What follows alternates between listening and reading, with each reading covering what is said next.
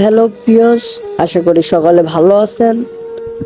তো আমি আজকে আপনাদেরকে দেখাবো কারখানায় থেকে আমরা চুল ছড়িয়ে নিয়ে আসার পরে কি কি কাজ করি, এগুলো আপনাদেরকে দেখাবো।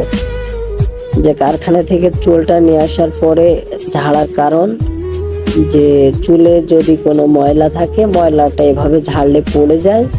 পড়ে যাওয়ার পরে এই যে পানি দিয়ে আমরা চুলটা ভেজাবো, আর ওই পানিতে শ্যাম্পু, হুইল আর তেল দেয়া আছে। এগুলা দিলে যে আমরা যখন কাজ করব আমাদের কাজ করতে অনেক সুবিধা হবে আর চুলটা অনেক নরম হয়ে যাবে।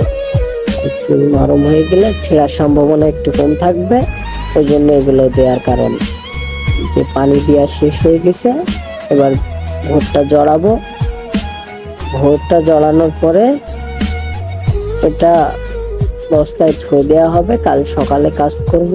কাজ করার সময় আরেক রকম কাজ হবে। ওই কাজটা যদি দেখতে চান আপনারা, পরের ভিডিও পাওয়ার জন্য কমেন্ট করবেন। আর ভিডিও যদি ভালো লাগে লাইক, কমেন্ট, শেয়ার করে দিবেন। একটা ফলো করে দিবেন, ইনশাল্লাহ ফলো ব্যাক দেওয়ার চেষ্টা করব। আর পরের ভিডিও পাওয়ার জন্য নিশ্চয়ই কমেন্ট করবেন। আশা করি সকলে ভালো থাকবেন। আসসালামু আলাইকুম।